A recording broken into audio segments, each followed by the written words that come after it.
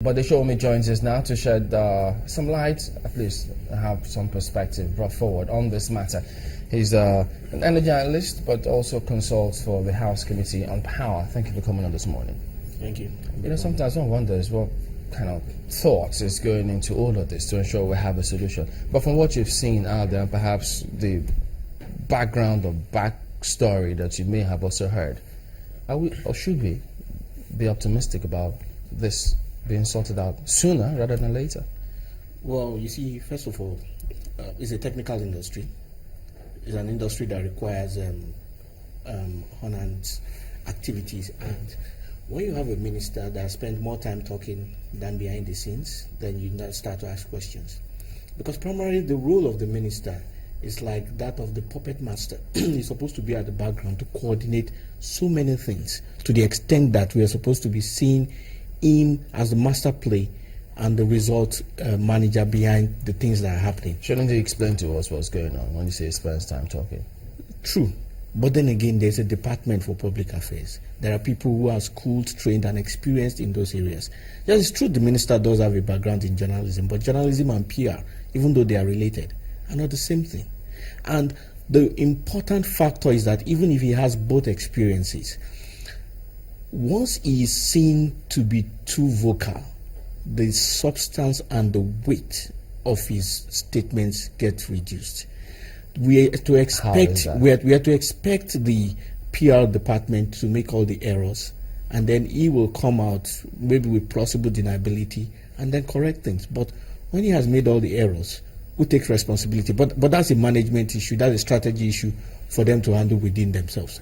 The point is this, I mean, what they have come up to say is that what they are trying to say in terms of substance is that they want to go the roll out rather than the ad hoc solutions that they've been given. You know, in simple terms, they want the refineries to work, which is what should happen, so that the importation is no longer an issue. But in the process of doing that, there's a disconnect between the feelings of the man on the street and the activities that they're doing. The challenge that they have is that they cannot just operate in isolation in insular systems, because fuel, especially the downstream sector of the fuel, is something that affects the daily lives of people. The man on the street is not an engineer and does not need an engineer to live his daily life. He is not interested in the supply chain issues that they have. He's interested in the fact that fuel issues as at today is affecting his life and disrupting his activities. It is incumbent upon them to manage the political aspects of it, which is ensuring that the people are satisfied, and the technical aspects of what they're doing. And that is where the managerial competence comes in. And that is what he was employed to do, not necessarily to just manage an NPC. You know, before we go back to the managerial aspect, we have to go back to the issue which you raised, and it has to do with him expressing himself or talking to the people. Don't forget that he has two caps there as a GMD of NNPC and the Minister of State. So if you think that it is just one cap, or you wanted someone else to be speaking who's the minister, and that is also the president, who hasn't said anything concerning the ministry he presides over, don't you think that you are in true fair with your comments on the GMD and Minister of State? Let me come back to this. You see, the purpose of communication at that level is to bridge the perception gap, which is the gap between the wanted perception of the organization and their current perception. It is strategic communications. It is things that will involve activities and all that. It cannot be doing that. And besides that, there is a whole department that they should have. I don't know if they have within an NPC that has to do with PR, that will have people who are supposed to be doing a number of things. They should be working. Tell us, before him coming on board, were you getting any of such from the PR or the media unit of the NNPC? Well, that's his job. Really and truly, he's supposed to make the department function. You see, let me clarify this. Let me put it in another way. Before the coming of Mr. Kachuku, yes, as the GMD or Minister of State, was there ever a time you saw a vibrant media unit of the NNPC? Oh, of course. You see, Tell us when. What time? You said, of course. We just need a reminder. Okay, let me put it in simple terms. I get press releases, and I know a number of other people get press releases. We don't get them, and we don't even get to hear them speak. In the last administration, there was never a time. I don't work there, so I don't know. I mean, I can't defend them to the extent that's why I'm saying that you don't work there. We know you don't work there. No, the point I'm trying to make is that they probably have certain activities that they've done and all that, which they will be able to say and actually use in defense of their activities. I mean, in defense of themselves. But you agree, as an expert, they should be more outspoken so that it doesn't. Oh, definitely. So we don't get into this kind of argument. Definitely, it is also they need to have a more robust strategy of engaging the public. Absolutely. You know, I usually give this example, although it's not the same, but it's related. In, I think, 2007, during the global financial crisis that was instigated by the collapse of the financial institutions in America, the only nation that did not enter into recession among the OECD nations was Australia. And one of the things Australia did at the time was that they had different departments that were related to finance, engaging the public at local government level, at state level, at national level, to the extent that even the average person on the street had to understand some economic principles and have an idea that government was doing this. Was the government necessarily doing everything that they were saying? Nobody really knows. But the fact is that they engaged the people to the extent that they could identify with what was happening. Oil, as it is today, is 70% of our income.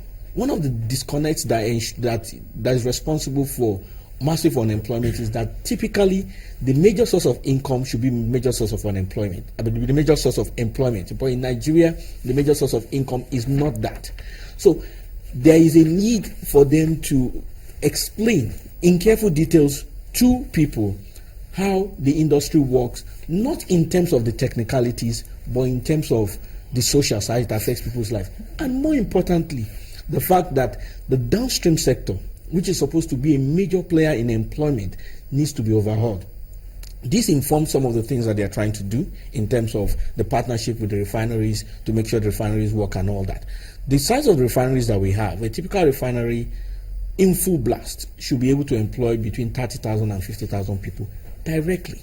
That is not to talk about the indirect source of employment, like people that will handle food, that will handle janitorial services, that will handle engineers, that will handle boiler services, specialized cleaning services, doctors that will do HSE employment. And you could have 150,000 people that even the magical dream numbers that they want to, that the current government wants to satisfy in terms of employment can actually be mitigated by opportunities within the downstream sector.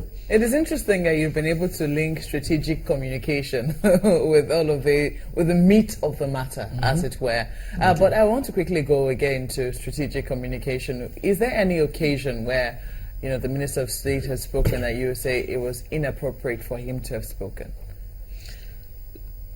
Let me put it this way. When you are operating a strategy, in the simplest way, let's say it's a chess game. At the beginning of the game, you don't bring out your queen. Not because... No, I'm trying to make an analogy you're to making explain an that. analogy. I understand. What I'm saying is, I'm looking at, in very clear terms, the occasions where he's had to speak. For instance, he was summoned by the Senate committee to explain what's been going on fuel crisis, and that's where we got that report from.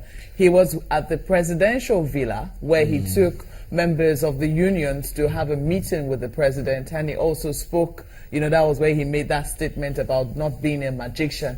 And, you know, so are there areas where you think that, yes, he might have made gaffes, but are there areas where you think he ought not to have spoken? Oh, much earlier, before we got to the crisis, it was always on TV.